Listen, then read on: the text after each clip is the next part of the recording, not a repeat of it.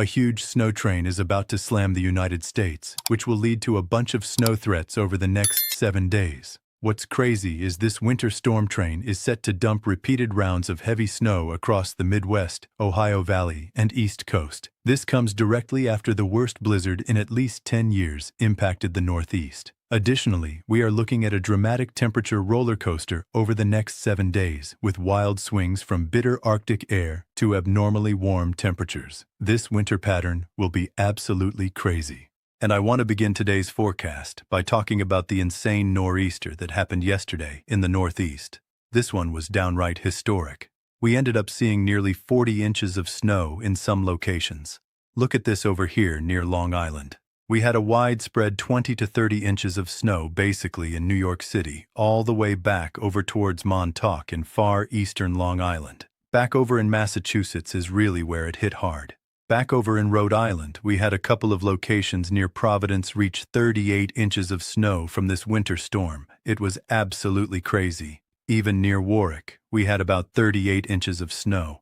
And believe it or not, this beats the 1978 blizzard for the most snowfall we've ever seen in Providence, Rhode Island, coming in at 38 inches of snow. That is nearly 9 inches of snow more than the 1978 blizzard, which was downright crazy. Back over in the Northeast, even just south of Boston and Milton, we had 24 inches.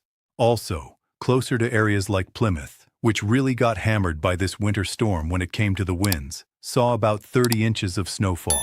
So this was a really historic winter storm. I know some of you did not see nearly as much snowfall as forecasted, but for some others, there was a lot more snow than forecasted.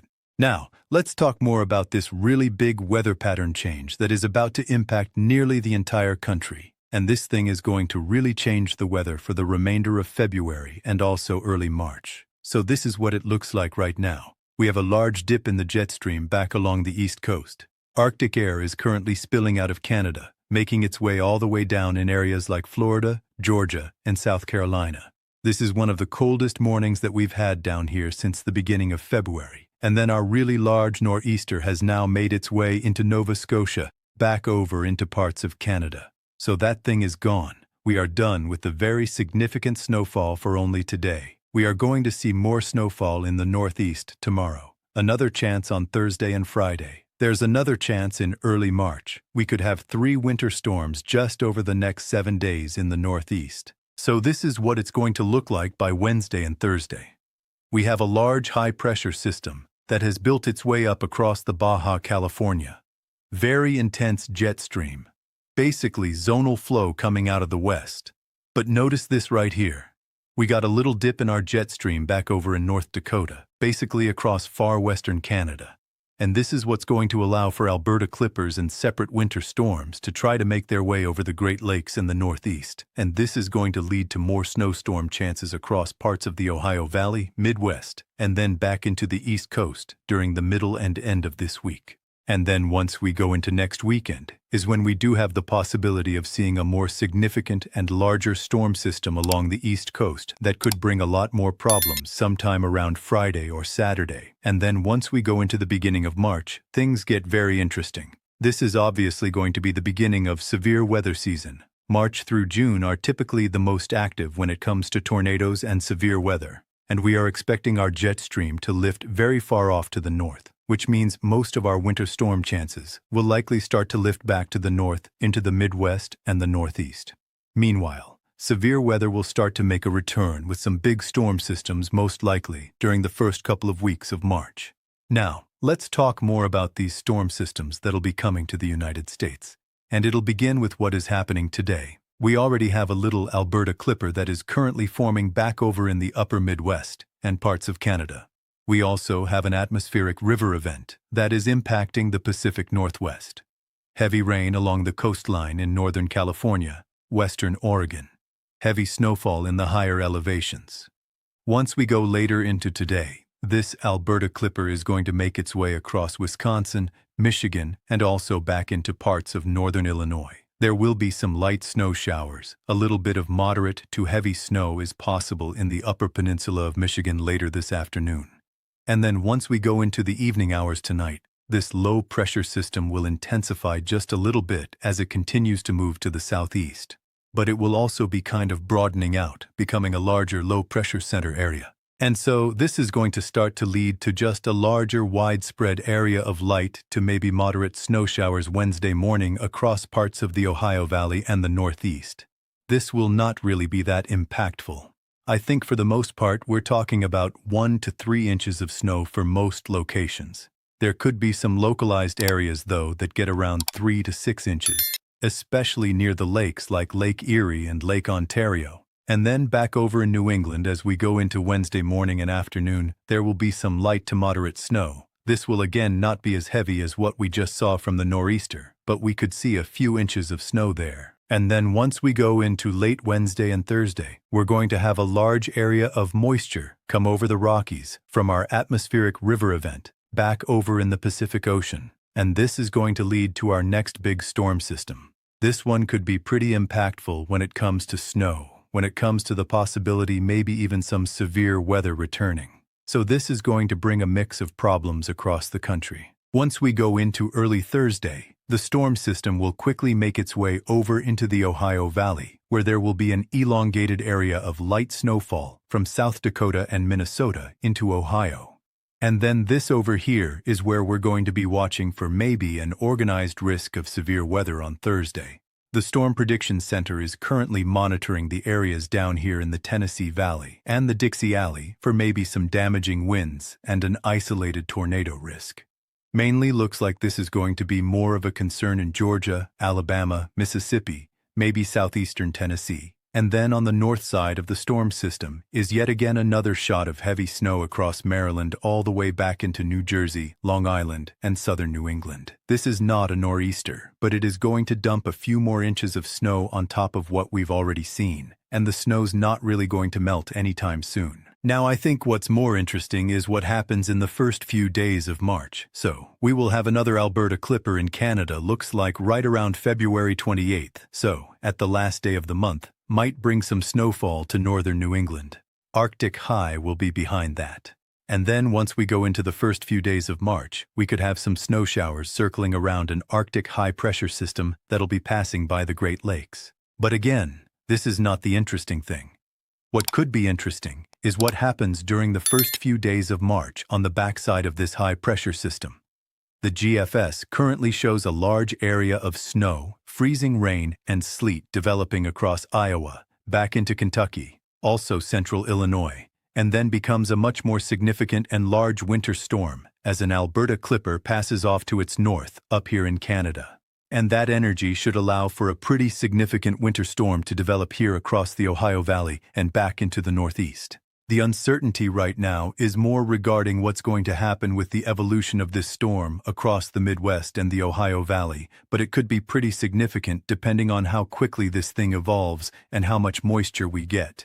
But it does look like the Northeast could have another big winter storm on their hands sometime in the first few days of March. The Climate Prediction Center has also noted that there is a higher likelihood of us seeing another winter storm during the first few days of March. They already have a slight risk of heavy snowfall in place across the Northeast, so definitely something that we need to be watching for very closely. And then beyond March 3rd and 4th, things become a lot more uncertain, but the expectation is that our weather pattern is going to remain very active. And in terms of total snowfall accumulation over the next 7 days or so, back over here in the Midwest and also across the northern plains, right now we're expecting a few inches of snowfall primarily across Wisconsin, Iowa, back into the Dakotas, and also northern Illinois. Things get a lot more uncertain as we head into March. Obviously, the numbers increase here as we go into early March, but we're not entirely sure how that next winter storm is going to evolve during those first few days. And then back over in the Northeast, we'll have a little shot of snow here as we go into Wednesday and early Thursday. Again, this one's only going to bring a few inches of snow. We will probably pick up closer to 3 to 6 inches near Lake Erie and also near Lake Ontario. But inland areas of New England, and even back over in Long Island, we're maybe talking an inch or two. It's not going to be that significant. Pretty average overall. And then once we go into Friday and Saturday, another shot of snow will be a little bit more significant. I think by the weekend, we should see at least a widespread 2 to 5 inches of snow. But again, that could uptrend once we get closer. So, something else to be watching for. And then anytime as we go into March, things could get again a lot more interesting when it comes to snowfall accumulations. But once again, if you are in the Northeast, yes, there's more snowfall coming. Will it be as much snow as the nor'easter? No. But there will be several shots. And this could definitely uptrend over the next few days. But across the Midwest and the Great Lakes, we also have a lot more snowfall coming here before winter is finally done. And all aboard the temperature roller coaster over the next 7 days. We already have an Arctic blast that's impacting the United States this morning, mainly along the East Coast, but that's going to vanish tomorrow. It's basically going to be gone. And then once we go into Wednesday, look at this. Heat is going to start to build again back over in the Great Plains and back into the desert Southwest. If you're over in the Northeast, even though the Arctic air is moving out, we will have another shot of cold air on the backside of our little Alberta clipper. So, some snow will come, and then we'll have cold air on the backside of that. And I'm not going to lie, the groundhog literally just said only to the Northeast that they are going to see 6 more weeks of winter. The remainder of the United States is barely seeing winter at this point. We're going to have spring-like conditions by Friday and Saturday all across the Great Plains back into the Ohio Valley. Another large Arctic air mass will build. Right now, though, the forecast is that we're going to see that Arctic air really only impacting the northern plains and the Midwest.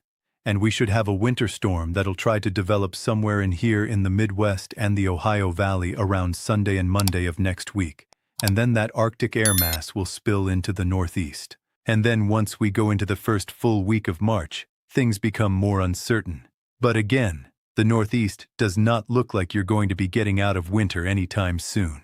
It's actually unbelievable how cold it is going to be here for the next few weeks. And on top of that, how much snow is still coming. And these are the actual temperatures over the next few days. High temperatures today in the 70s and almost 80s already in Kansas. And we're nearing the end of February. But again, still abnormally warm for this time of the year.